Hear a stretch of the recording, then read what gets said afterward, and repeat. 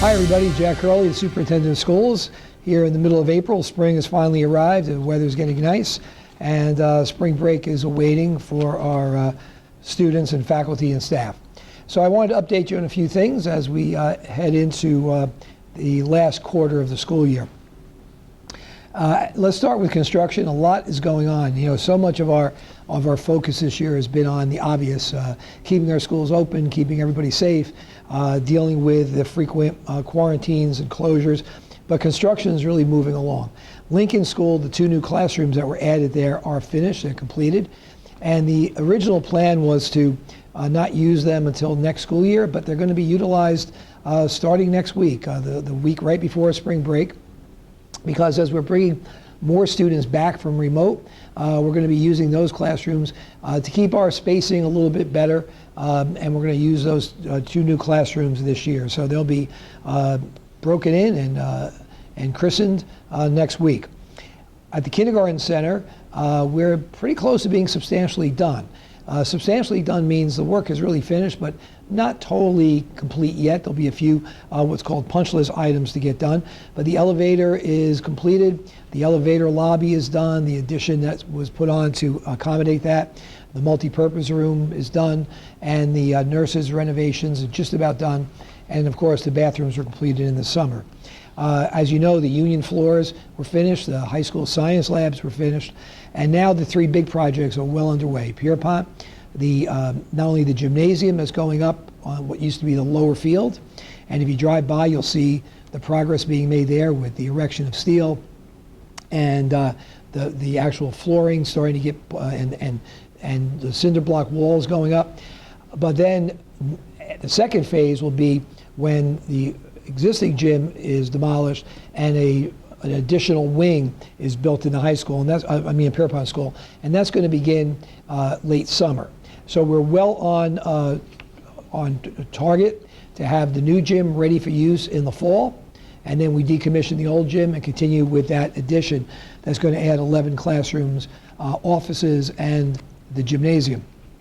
At Union, steel's getting delivered as I record this week, and then the erection of the new gym steel, similar to what you see over at Pierpont, will begin. The columns have been replaced, and they're just about finished in the front of Union. And once the gym is completed, the existing gym will be renovated into 3 science labs. And at the high school, where I'm recording this, the work is on the way from the Mortimer Wing facade. It's really a mammoth project. It's going to take at least 2 years, maybe a little longer. You don't see a lot going on right now, except for the backfield that has construction trailers and the like on it as a staging area. But right now, inside the high school, there's a crew working from 4 p.m. to 12 midnight to start doing interior work, because it's not just the outside facade that's going to get done. It's a new HVAC system, it's new univents, it's ripping out the old univents and replacing then parts of walls and floors. Over 45 classrooms and office spaces and stairwells and bathrooms are being touched by this project. And that work's all going on now and will continue into the summer. And then the following summer, the summer of 2022, that's when most of the exterior work will be taking place. So a lot's happening with construction. We're excited about it. We're happy that we're on schedule. And like I said, the 3 big projects are underway now. I know the word's been out there. We had a nice community celebration, but I do want to acknowledge the academic decathlon team for their championship. That's a very grueling academic challenge. And we were the state champions, the team from Rutherford High School. And they are competing beginning this week again, the week before break, in the national competition, and we wish them well.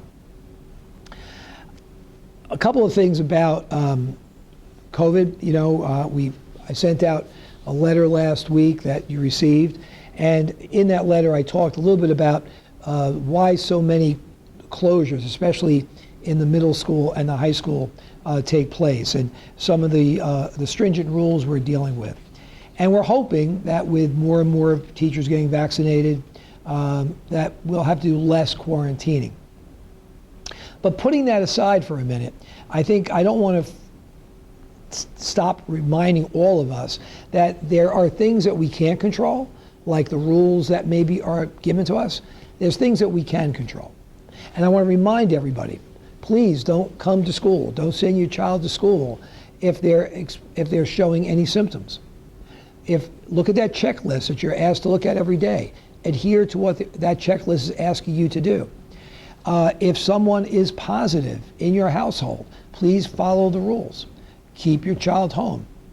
We've had instances when someone comes to work, whether it be a student or a faculty member, who's not feeling well, and the next day we find out that person's positive, and then that ripple effect, not only of quarantines and closures, but possibly exposing other people to illness. So please, we're almost at the finish line of what has been a very challenging for all of us school year, and also a very challenging calendar year. We're into our 13th month now. But I believe, and I think data is indicating, and the vaccine rate, and what we're hearing and seeing around us, that we're turning the corner, and we're going to get back to maybe totally normal or pretty darn close in the fall. But we have to get there.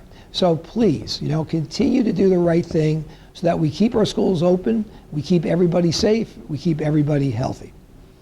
And travel is another situation. I know the governor has announced quarantines are lifted for people who are doubly vaccinated. We are still waiting for confirmation from Bergen County Board of Health. As I record this, we didn't get that yet, okay? I am hopeful and assuming they will follow the guidelines. But for the parents out there and students out there, you don't have to quarantine if you're fully vaccinated. The vaccine is just becoming available to students 16 years and older. So if students travel over the break, they need to quarantine because they're not fully vaccinated. And again, I realize that's a burden. We want the kids to be in school. That's why we're trying to keep the schools open to the best of our ability. But we want them in school. I've always said this since last March. We want school open safely. So if you travel, your child travels, they have to follow those quarantine rules. And it is an honor system. We're not going to be policing everybody's house to see where everybody is. But we, again, implore you to do the right thing so that we keep everybody safe and healthy. And the last thing I'm going to mention, and maybe in May I'll be able to give you more details, the end of the year, where there's so many celebrations and activities, plays and concerts and art shows and graduations and proms and the like. Last year, very few of those, if any, happened, and none of them happened anything resembling normal. This year, we still don't know. It's the middle of April, and we don't know for sure. Right now, we have limits of 25 people gathering indoors. We have limits of 200, except for some occasions, outdoors. So we're waiting for guidance from the State Department and the local county Department of Education about what we can do with some of these activities. But I will tell you this, we are planning, based on what we know now, to provide the best we can for our students, our faculty and staff as proper send-offs for the end of the year. Stay tuned to your buildings, okay, for information when we can decide and we're told what we can do. I think one of the mistakes we made last year was trying to let everybody know so they could plan what we thought we could do. And then that changed 3 or 4 times, which I think caused more problems. So we're going to wait a little bit, okay?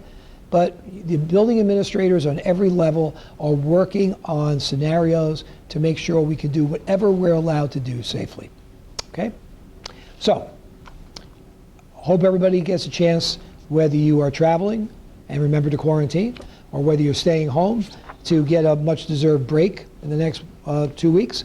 And we come back for the last quarter of the school year, looking ahead to finish strong, to finish safely, and looking forward to what we hope is going to be a much more normal school year next year. Until next time, this is Jack Hurley, the Superintendent of Schools. Have a great April. We'll see you in May. Thank you.